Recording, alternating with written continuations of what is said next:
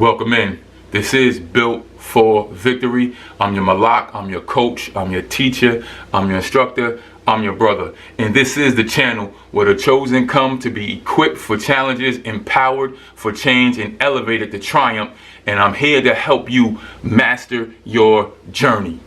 Today, we're going to give you one of the keys to mastering that journey. One of the keys to unlocking your greatness. It's an understanding that if you have it, you can use it to your advantage, and it's empowering. If you don't have it, it's almost debilitating. I mean, whether you're young, old, male, female, rich, poor, doesn't matter. This thing exists, and if you don't understand it, it's either hurting you. But after today, you're going to get the tools to use it to your advantage, because in all that getting, you get an understanding. So I'm here to give you an understanding of the struggle, the biggest struggle. It's not love versus hate. It's not right and wrong. It's not truth versus a lie. It's kind of close, but it's really truth versus your reality. Now, I understand most of us think those are the same thing. We think that's synonymous. You know, if it's the reality, it's true. It's not always the case. Truth and a lie is close, but if I tell you a lie and you don't believe it, it has no power. Like if I told you I was the king of Wakanda, you'd laugh. You know that's T'Challa the Black Panther. Or you might actually question the existence of Wakanda.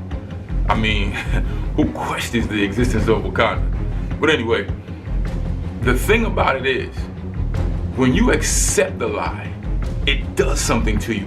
When that lie is really embedded in you, it creates a reality. I have two examples. They're perfect examples that give you this understanding. Have you ever been sitting in the car and looking down or reading or texting or whatever it is, and the vehicle next to you begins to move?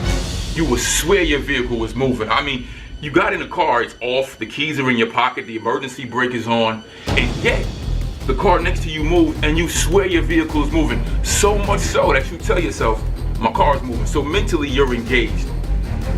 You become emotional, your heart's pumping, you're scared, you're nervous, you're fearful, you think you're gonna get in an accident. You grab the steering wheel, you hit the brake.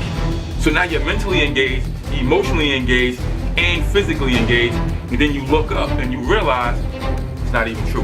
As real as it was in that moment, as real as it is to be in that car and it feel like it's moving, was it true?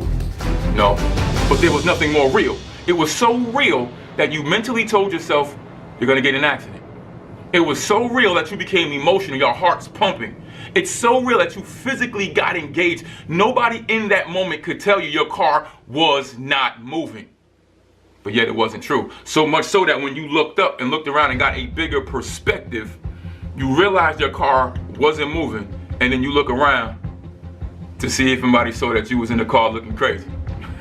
But somebody always see you in the car looking crazy. So understand this, that in that moment there's nothing more real, but it was not true. And for those of you that have never had that experience in a car or a bus or a train, when you were young, everybody has spun around in circles until you were what we call dizzy. And once you're dizzy, your perception is so thrown off that you stumble and sometimes even fall because of your perception. So much so that your equilibrium is off. You can't do anything. You can't walk straight. You can't do anything straight. And it's so real. But is it true? No. The room was not spinning. The room is not moving. So what do you have to do? You have to grab something or lean against something or hit the floor. Why? Because those things are true. Those things have not changed. Just us, our perception, our understanding, how we see things is manipulating us into creating a reality that's not true. Now, that's a car and that's being dizzy, and those things end pretty swiftly. But what about the lie we've accepted early in our years and have adopted, and now we live our life based on this reality we've created? So it's like every moment of our life, or a good majority of our life, is like the moment in the car where we are mentally, emotionally, and physically engaged in something, so much so that we will fight when somebody tells us it's not true. We will destroy when somebody says, no, that's not it. We'll argue. We'll break up relationships because of the reality we've accepted. But this is what happens. This is what happens in our minds when we're manipulated and allow the lie to be accepted. We create reality. So we got to ask yourself, What realities are you accepting that aren't true? What realities have you mentally, physically, and emotionally engaged in that's not even true? I mean, think about your relationships. Some of us been in love, and over the years of being in love, we've gotten married and whatever else, and then something goes wrong and we get a divorce, or you didn't even get to the stage of marriage, but something happens. And guess what's the first thing you say? Although you love this person, mentally you were in love with them, emotionally you were in love with them, and physically you were in love with them. Something happens and you realize the truth. And when the truth hits you, you fall out of love or you decide to let it go. And what you say the whole time is, I wish I would have known the truth from the beginning. You know, because that truth would have freed you from the delusion of the love you thought you were in or thought they were in.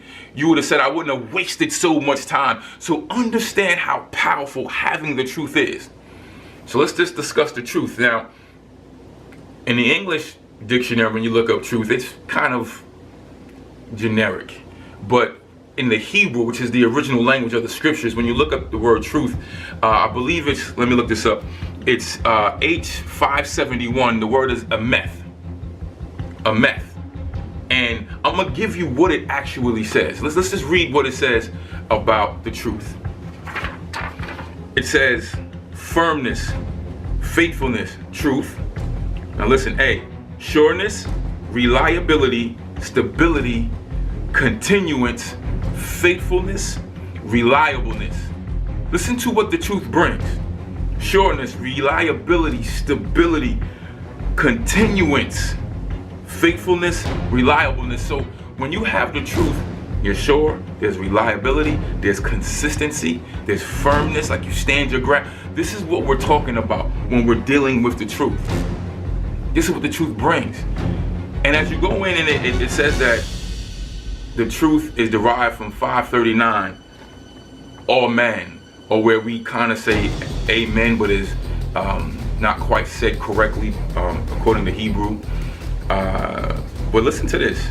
It says a primitive root, properly to build up or support, to foster as a parent or a nurse, figuratively to render, be firm or faithful, and it kind of goes into the same words. But listen to this. It says to build up and to foster as a parent. To build up and to foster as a parent. So some of you feel alone. I mean, I get it. Your dad wasn't there, or he was no good. Your mom wasn't there, or she was no good. And you're spending your whole life chasing them. Why? Because when it happened, when you realized that your dad wasn't going to be there, your mom wasn't going to be there, or you just weren't treated well as a kid, you were 6, 7, 5, 8, 9, and you told yourself something. You mentally said something, like in that car. Then you became emotional about it, and then physically you engaged in it. You started to mope and feel a certain kind of way because of a reality that you've accepted, a lie. What did you tell yourself? Oh, maybe I'm not lovable enough. Maybe I'm not good enough, because if I was better, he would be there, she would be there, she would treat me better. She's more concerned with this and that, or he's more concerned with work, or whatever that scenario was. At 6, you came up with a story that you told yourself and created a reality that you've mentally, emotionally, and physically engaged in from the time you were young.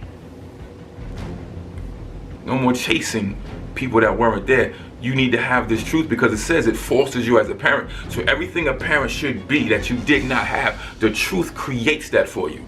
Reliability, sureness, firmness, to build you up and support you, to foster as a father and a nurse. As a parent and a nurse. The difference is parents do a certain amount of discipline and training, instruction you, but a nurse heals you. So this truth is healing for you. So it's not just a case of trying to get information to be more proud. It's really a level of setting yourself free in every aspect. So the truth makes you free. So when we're looking at this, we're understanding all of the things that the truth brings to your life. So that's why the enemy deals with lies. That's why a lie is always going to be shot at you. Always. So let's deal with what a lie is. A lie in the Hebrew comes from H3577. This is the strong, and the H stands for Hebrew. It's kazav. Kazav. And it says falsehood, literally untruth. So the ultimate part of a lie is to untruth your world, to untruth the truth. All of those things we said, the reliableness, the sureness, the fostering as a father, as a mother, as a nurse, that you can be healed in the truth.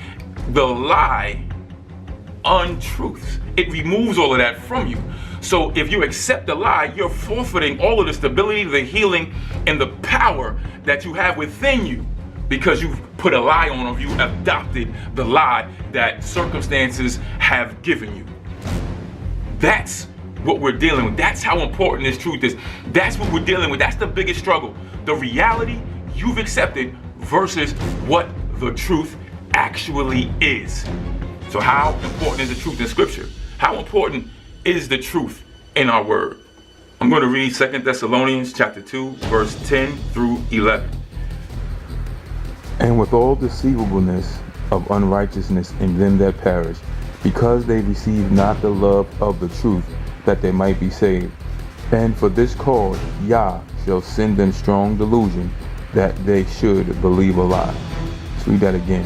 And with all deceivableness of unrighteousness in them that perish, because they receive not the love of the truth, that they might be saved. And for this cause Yah shall send them strong delusion, that they should believe a lie. Wait, what? If I don't receive the truth with love, the Father, the Most High, will send me strong delusion that I might believe the lie, therefore creating a false reality? Wait, he's sending it? Not society? Not the Illuminati? Not the devil? But the Father himself? Absolutely, because he understands that if you deny the truth about who you are and what you possess, you ultimately are denying him. Because he put in you all you need to be great.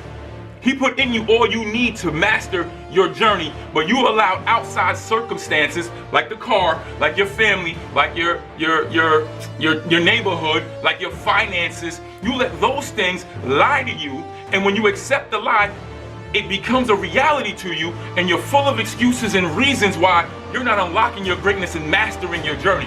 So he's sending strong delusion, and it's not as if he's waiting for you to do it. It's a law. It's like when you turn off the lights, darkness is present. You turn all the lights off, you don't gotta turn darkness on. Darkness is present. You reject the truth, you don't receive the truth with love, automatically delusion sets in. I'm in the car, I know it's not running, that's the truth. I understand the truth. And as soon as I let outside things manipulate me, I automatically become delusional. That's a law. There's no how we feel about it. There's no opinions about it. That's what it is. And so many of us have accepted realities that are not true. So many of us. You can't tell somebody something about what they already believe because they're mentally, physically, and emotionally engaged, and it's so hard. See, I know you probably never heard this scripture. Some of you going to church all your life, and you never heard the scripture that the Father is sending you strong delusion when you don't receive the truth with love. That's why I'm cautious about what I share, because if you reject the truth, you're just going to become more delusional than you were before. The truth makes you free. Free from the reality you've created. Free from the reality that everybody else around you wants you to accept. Because you're greater than your circumstances. But if you succumb to what stands around you, you succumb to your circumstances, then you'll create a reality that's based on what it's been. So now we're living in a cycle. Now we call it family curses and generational curses, because we've learned a behavior and we learn a system of operation through family, and we've accepted it as a reality. So many of us. And we begin to tell ourselves stories in our reality, and your perception goes out to justify what you already believe. It goes out and gathers information constantly to justify what you already believe. So you'll say, yup, see, I told you. See, it never works for me. Where does that come from? Romans 3, chapter 4 says, let God, let Yah the Father be true and every man a liar. Let the Father, let the Most High be true and every man a liar. Now, from a religious standpoint, when we hear that, We talk about the world and how the world lies and how society lies and all these other things. But it said, let him be true and every man a liar. Well, I mean, this includes you too. That's another lesson when we understand the man and woman dynamic. Let man be true and let Yah be true. Let God be true. Let the Father be true. And every man a liar. This ain't got nothing to do with nobody else. The person that lies to you the most is you. Because we've already established that if a lie comes and you don't believe it, it's worthless. You know I'm not the king of Wakanda. But what lie have you accepted? So let him be true and every man a lie. That includes the lies that you've told to yourself. That includes the realities that you've accepted, that you're willing to fight people over, that you're willing to argue people over, that you're going to long debates on social media about. Because of a reality you've accepted. You're mentally engaged, emotionally engaged, and you're physically engaged. Doesn't mean it's true. It just means it's real to you.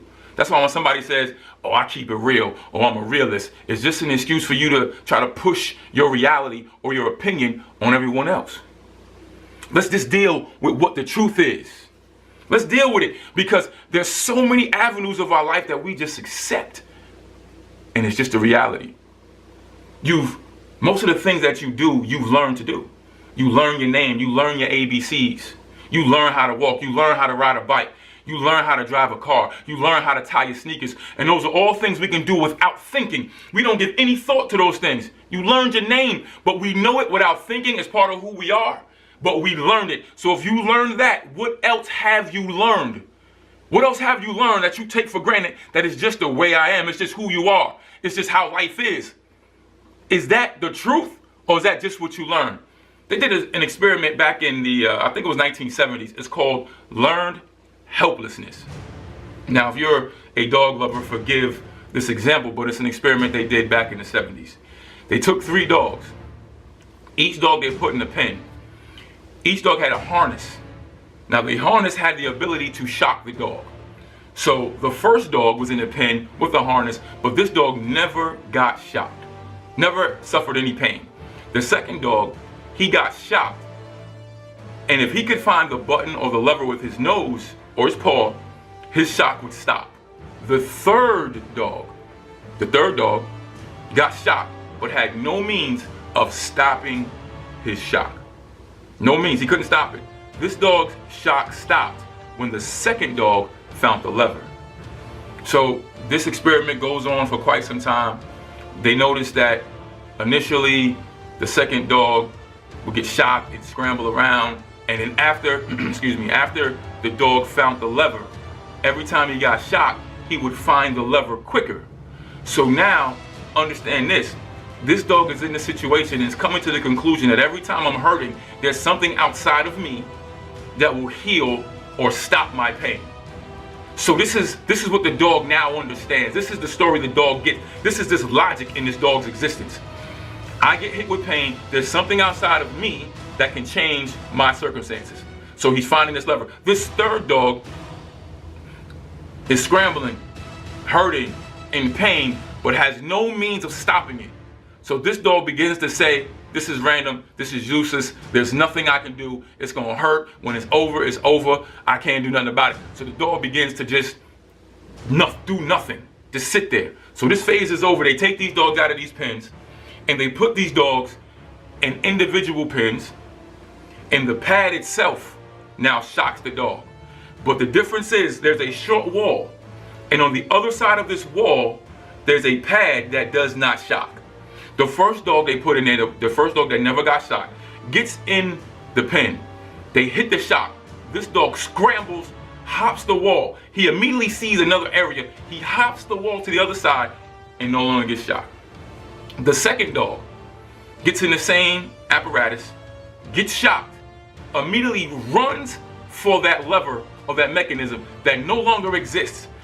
But he looks in a couple of different places for it, realizes it's not there, then he sees the other side and jumps the wall where he will not get shot. The third dog gets in the same situation.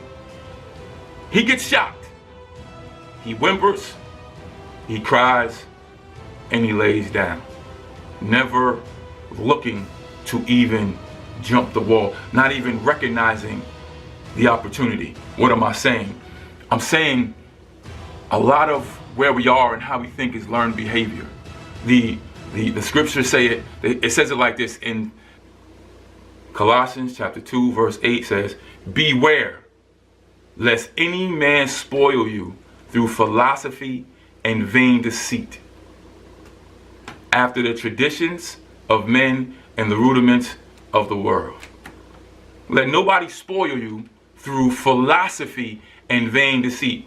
No man, once again, let's stop thinking about everybody else. Let's stop thinking about society. Let's stop thinking about everybody else. Let's think about ourselves. Don't let you spoil you through your own philosophies and vain deceit. What do I mean? We've come up with all of these philosophies. This particular situation with these dogs, the dogs had a philosophy.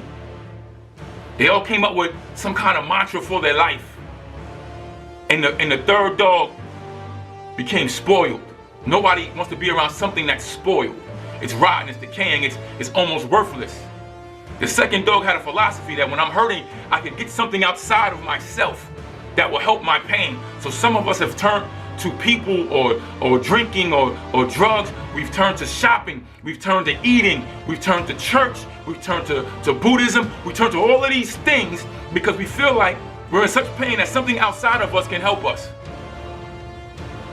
Third dog, understanding that there was nothing he could do at that time, has a philosophy. Now watch this. You can say, well, that was his circumstances. Yes, it was his circumstances. But understand this principle. He's now in a different situation, but because of his philosophy, he can't even see his freedom is on the other side. He can't even see the opportunity that's right there. Don't let your past life, don't let your pain, don't let what you've been through close your eyes to opportunities that are right there. The Father has moved and changed some things in your life, and your opportunity to change it all is right there. But because of our philosophies and our vain deceits and our traditions, we don't even see what is right there available to us because of the reality we've accepted versus the truth that now exists.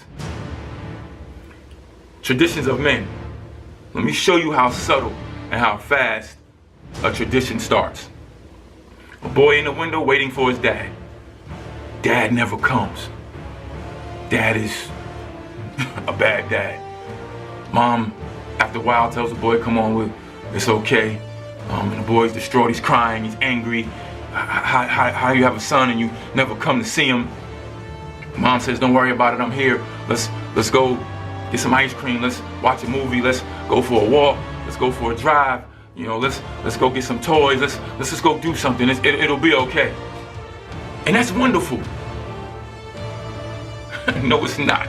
It sounds wonderful, but it's not. Why? Because as a tradition, you've now taught a child that when I have an emotional issue, an emotional problem, I need to do something to make myself feel good. Let's not address the issue of how I feel. Let's just do something else to make me feel better. So now this becomes a tradition in my life. And when something happens, I don't address anything. I just go make myself feel good. This is what happens in our realities. I go do something to make myself feel better. And so reality, we can no longer exist. And what's the truth? The truth is we need to understand what the truth is so it can make us free. Not just go do something to make ourselves feel better. So what is the traditions in your life? You gotta ask yourself. What philosophies have you come up with in your life? What narrative have you told yourself about your circumstances and your upbringing and your family and whatever it is? Because we're looking at things and they're telling us something and they're lies, but we're beginning to tell ourselves stories. We watch the news and we hear things like black on black crime and we hear all the statistics about us, and it makes us start to believe how we are as a people. It makes us start to believe that, well, this is just what we're relegated to. I mean, you look at your family and we don't have a lot of money. We grew up in the hood, or I lost this person. I didn't have what other people have. And you tell yourself a story. And when you tell yourself a story, you adopt a reality in your story. And then you live up to it. It's our story. It's our backstory. Yes, we've been through some pain, but I'm built for victory. So now I'm looking, my perspective has changed. I'm looking for the opportunity. I'm looking for the way to be greater. And I'm glad you joined this channel because you recognize you're chosen and you've got more in you, and we're going to get it out. You know, it's unlocking your greatness, and you're going to master your journey. So I understand what you've been through and how you feel. But unless you understand that you're just unlocking your greatness, it's not coming from nowhere else. It's coming from inside of you, because greatness is already there. He planted it in you. Divine design. We're going to maybe teach that next lesson. It's in there. So all we need to do is remove some of the stuff we put on. Remove some of the realities that we've accepted. Just begin to empty out some of that stuff that we stuck in there because of what we've been through and the story we told ourselves when we were young. Some of y'all still got a 6, 7, 8, 9, 10, 13 still screaming in pain. And every time you go to make a decision, every time you go to do something, the child that was hurt is still screaming and telling you what really is, what the reality is, what you can and what you can't do. And you're an adult wanting to do more, knowing you should do more. But because of the reality you accepted, you sabotage your own situation. You self-sabotage whatever it is you're going through. Because of money, because of this, because of that. And what you've done is, instead of mastering your journey, the journey, you've mastered your pain. You studied what you've been through. You study how you feel. So you've become an authority on that. Not on where you're going, not on what life can be, but you studied your pain so much that you've created a reality that's on a loop. You created situations that are on a loop. So no matter what relationship you get in or get out, you're going to find the same thing. No matter what job you get in or get out, it's going to be the same thing. It's going to be the same income, the same money, the same situation, the same family, the same hurt. It's going to be the same. Why? Because you have yet to break the cycle of the reality you accepted by hitting it with the truth of who you are. It's like the elephant. You've been to the circus, you've seen the elephant with the rope on his neck or on his leg, and he's the largest land animal in the world, and he will not pull himself away from this rope and stake in the ground. He just won't do it.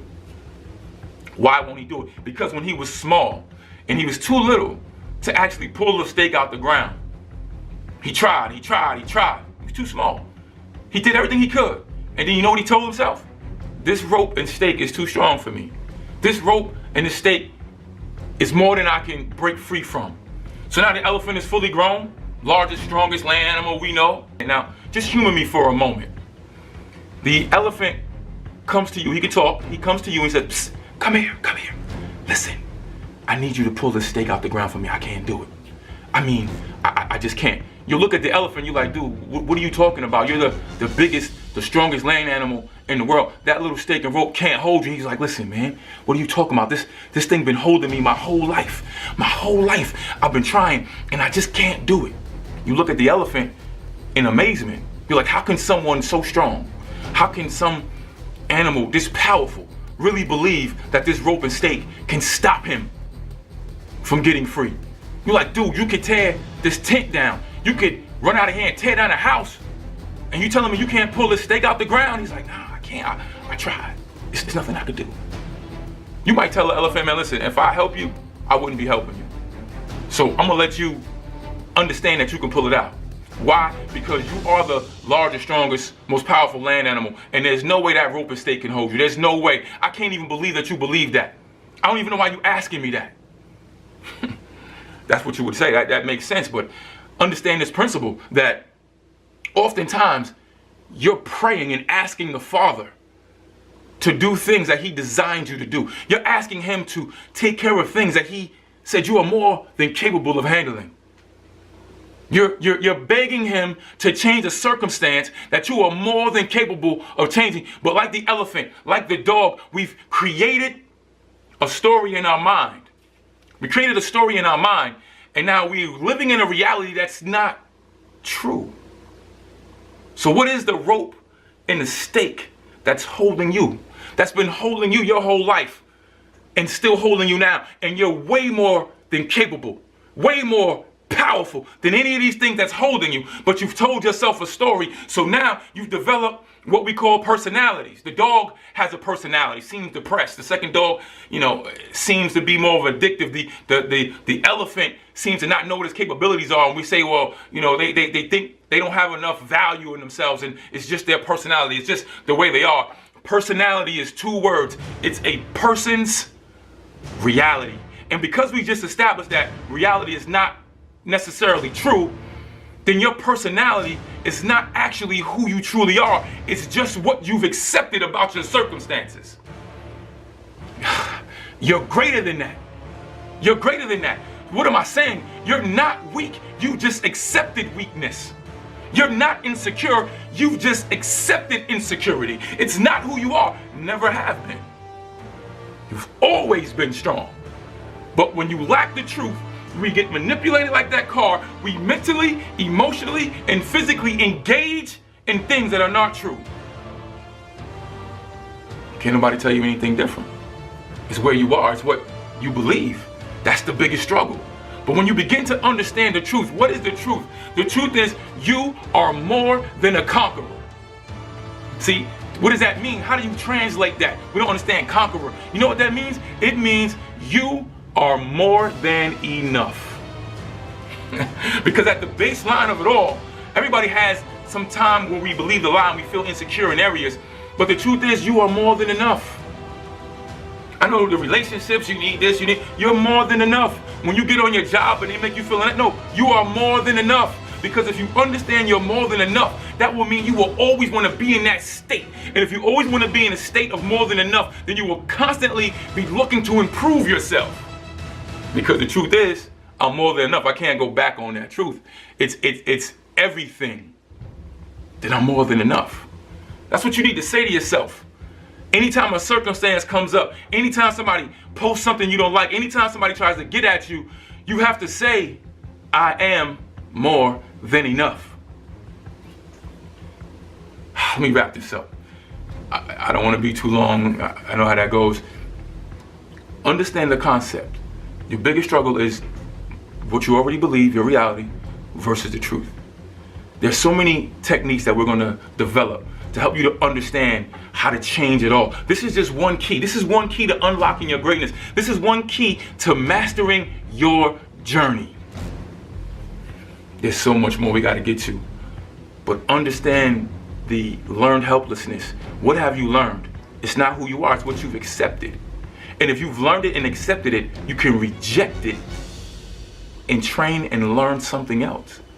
So instead of being who you've been and saying it's just the way I am, how about from now on, we take one step forward in defining who we're going to be and forget who we were. I mean, it's part of the process, but it's not defining. It's an experience, and we have to treat our experiences like a scientist treats an experiment. If there's a bad experiment, take the information, write it down, what happened right, what happened wrong, and scrap the experiment. We take experiences, take it all, and embrace it. It's who I am, it's my personality, this is the way my life is. No. Look at the experience, write down, mental note, what went wrong, what happened, where the pain came from, what it caused, how it affected me, where it moved me to, and guess what? Scrap the experience and take the information and change today so that tomorrow will be greater than your yesterday. This is where we're going. This is what we're doing.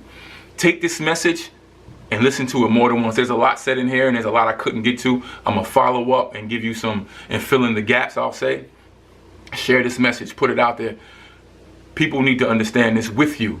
Don't just take the message and feel more intelligent and have a greater understanding. You're going to need someone to walk and master the journey with you. If you are chosen, you will remain on this channel. You will master your journey. You will unlock your greatness. You know why? Because we truly are built for victory.